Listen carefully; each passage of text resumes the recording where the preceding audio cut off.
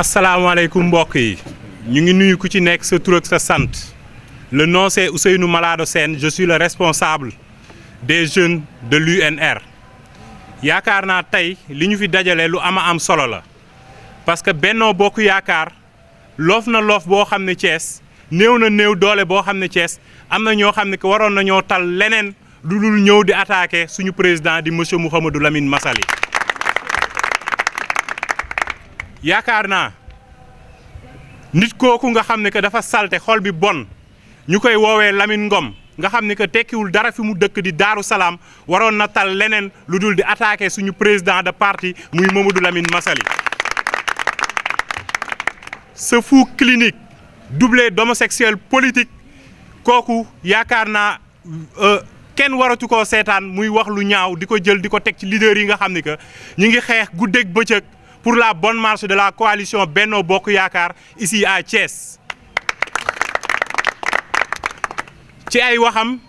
dégg nañu mu ne président Massaly profitard la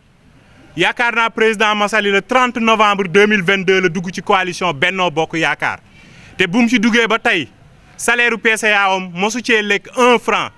lépp da koy socialee séddoo koog militants yi nga xam ni que ñoom ñooy ànd ak di liggéey sur le terrain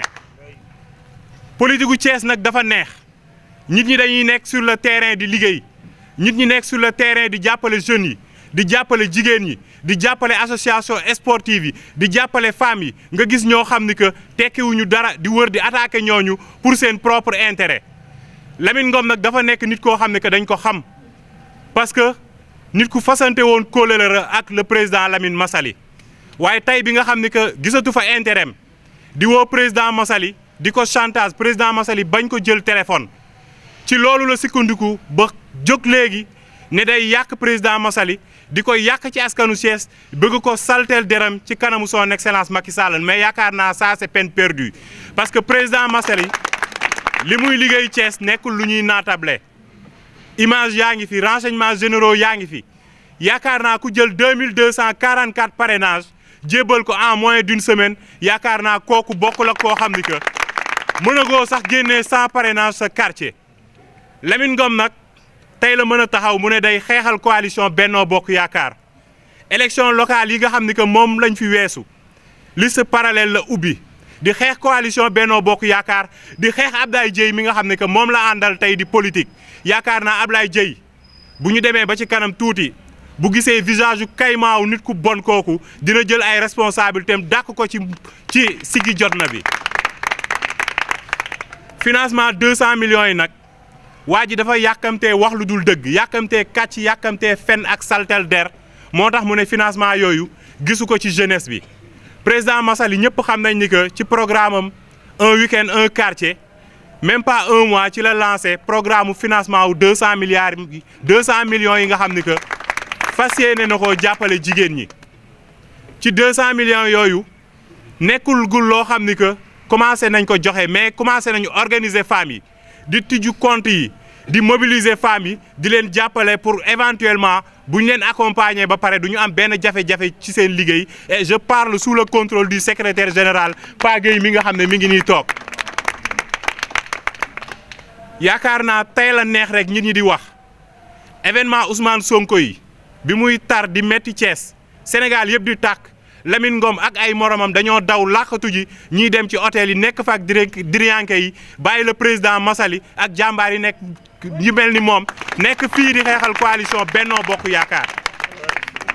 looloo tax tey Thiès tàkkul looloo tax Thiès boyul ba Thiès garder sérénité am ci événement yi nga xam ni que la jëloon na Sénégal te nit ku lugubre kooku jiite woon ko ñu koy woowee Ousmane Sonko Lamine Ngom nag nit ku bon la ci melo parce que Ablaye Dieye mi muy àndal mobilisation bi nga xam ni que Ablaye Dieye def na ko ci arrivé PM récemment fii ci Thiès Lamine Ngom bokk na ci ñi saboté mobilisation boobu parce que Ablaye Dieye bi mu jógee di mobiliser Lamine Ngom dafa bokk ñi nga xam ne ñoom ñoo wër ci ginnaaw ne jeunes yi bu leen ko dem wuyu ji parce que lu mu leen di woo ay nax la parce que yeneen kaar la ñu gis ñuy jógee ci yeneen communes yi di ñëw fii mi ngi ànd ak nit ki di Ablaye Dieye mais yéenewu ko jàmm et nous appelons solennellement le président de la République à prendre ses responsabilités sur cette personne lugubre qui est Lamine Ngom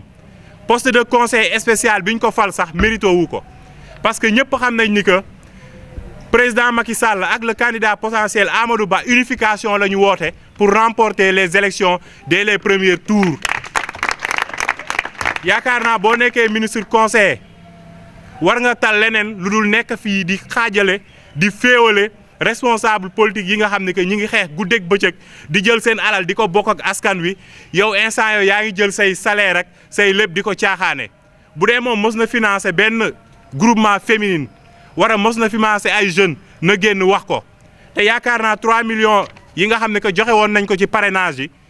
jeunes yi nga xam ne que ñoom lañ ko boole woon liggéey ñu ngi koy laaj na génnee wax leen fan la dugal 3 millions yooyu yaakaar naa looloo ëpp solo te lii war na ni que rek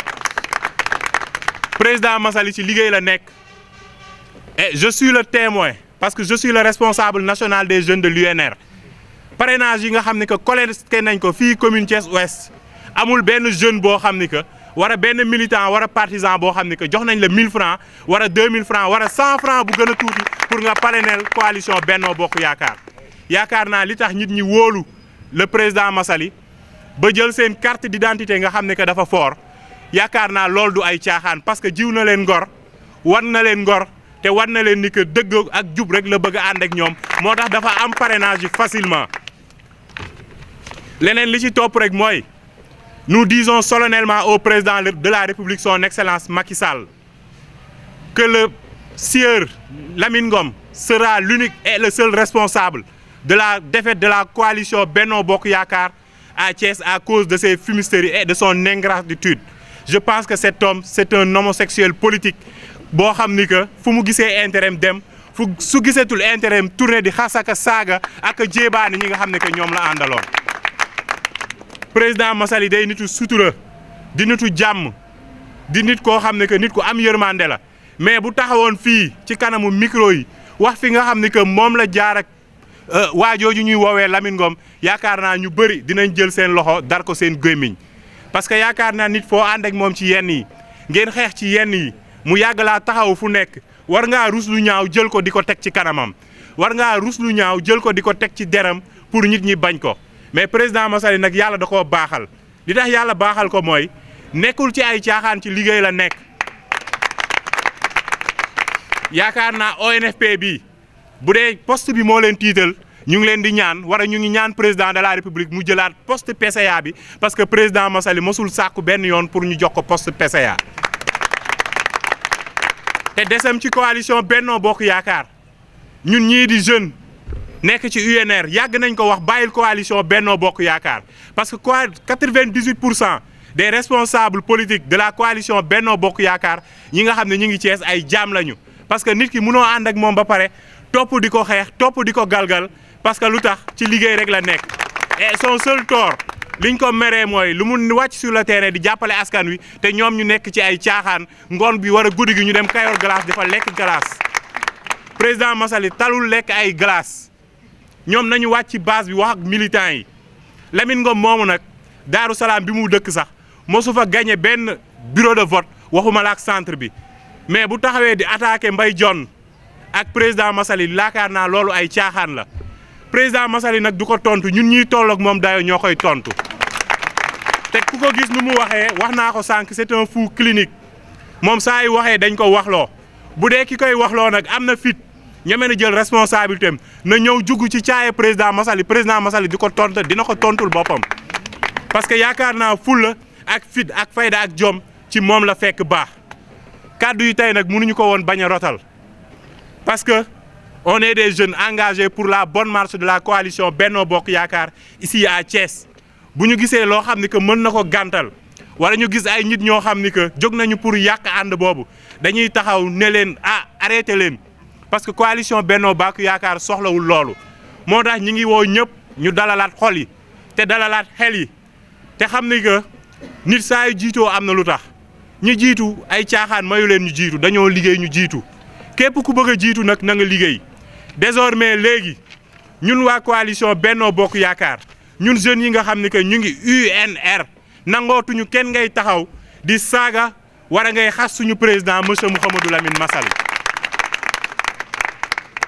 képp ku ko defaat dinañu xeex ak yow bu jaree ñu dem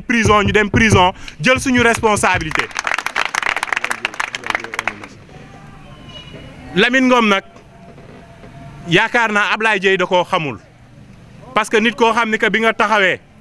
da nga taxaw xeex Ablaye Dieye ci élection locale yi dem def sa liste parallèle boycotté élection locale yi yaakaar naa kooku jarul nit koo xam ni que jarul jàpp la. parce que nit koo xam ne que bu intérêt taxawee mu ne la maa ngi nii sa xarit laa bu demee ba gisatul ci yow lu ko neex mu taxaw saaga la yàq la lu mel ni xeme kooku yaakaar naa lu ku jara moytu la. moo tax nous interpellons directement le président Abdoulaye Dieye mi nga xam ni que woo na le président Massaly nakaru li nga xam ni que waajooju loolu la def parce que il a fait quelque chose de responsable le président Abdoulaye Dieye ñu ngi ko ciy saluer. yaakaar naa wax ji loolu la woon du ñu guddal du ñu gàttal li ma wax rek loolu la. président Massaly képp koo xam ni que taxawaat nga wax ko loo xam ni que du lu yoon tu feras face à la jeunesse engagée auprès du président monsieur Mouhamadou Lamine Massaly di gërëm ñëpp di sant ñëpp. Chers journalistes, militants et militantes de l'Union pour une nouvelle République, chers invités, l'heure est grave. Au moment où l'opposition est en train de calomnier le président de la République, Son Excellence le président Macky Sall et le candidat de la grande coalition Benno Bokk Yakaar, Amadou Ba, dont nul ne doute des différentes réalisations et du bilan positif. Un petit mendiant, doublé d'abruti, Lamine Ngom, soi-disant conseiller spécial du président, qui ne vit que de chantage et de calomnie, s'est permis de faire des déclarations fallacieuses, lâches et malhonnêtes à l'encontre du président de notre parti, Mamadou Lamine Massaly, dont le seul tort est d'être proche des populations thiessoises et d'être sensible à leurs légitimes préoccupations. Vous l'avez tous constaté vous-même. En réalité, le président de l'UNR est connu de tous pour sa franchise et son engagement, sa détermination sans faille à combattre cette opposition terroriste, qui a fini de rendre amorphes la plupart des leaders de Benno Bokk Yakaar et en particulier de l'APR. Sans vouloir verser dans des polémiques stériles, il nous faut souligner que le peuple sénégalais est témoin de la participation de Mamadou Lamine Massaly à toutes les batailles pour défendre les institutions de la République et la vision du président Macky Sall, incarnée aujourd'hui par le Premier ministre Amadou Ba. Cela, surtout, pendant les moments où ceux qui se targuent d'être des compagnons de première heure étaient cachés dans leurs trous pour défendre leurs biens. Fidèle et loyal au président Macky Sall, oui. M. Massaly a réitéré il y a quelques jours son engagement à soutenir la candidature de M. Amadou Ba pour le réélire dès le premier tour le 25 février 2024, avec plus de 2000 parrainages remis. Toujours dans ce même sillage, l'UNR a lancé dans la région de Thiès le programme Un week-end, un quartier, auquel les populations thiessoises ont massivement adhéré, qui se veut des moments de communion avec la base. Et pour accompagner ce programme, le président Massaly, dans un élan de solidarité habituel, a mis à la disposition des femmes de Thiès un montant de 200 millions de francs CFA pour les soutenir dans la mise en œuvre de leurs projets, sans parler du soutien apporté aux jeunes dans le cadre de leurs activités sportives et j'en passe. Tout cela, évidemment, ne pouvait laisser certains responsables de Benno Bokk Yakaar de la région indifférents. Surtout après leur échec lamentable, survenu lors de la visite du Premier ministre, durant lequel des jeunes, après avoir encaissé leur billet de banque, ont hué et scandé des noms d'opposants au passage du cortège du Premier ministre. Aujourd'hui, chers invités, L'heure est à la mobilisation et à la solidarité. Comme l'a si bien compris l'homme fort de Thiès, qui ne ménage aucun effort pour faciliter le ralliement des membres de l'opposition à Thiès comme dans le reste du Sénégal. C'est fort de tout cela que nous voulons dire à cet aigri de Lamine Ngom que M. Mamadou Lamine Massaly n'est pas son alter ego. Enfin, nous appelons tous au sens de la retenue et de la responsabilité pour que nous puissions ensemble relever les défis à venir pour l'intérêt des Thiessois et des Thiessoises. Je vous remercie de votre aimable attention. Gérard Naland, responsable chargé de la communication.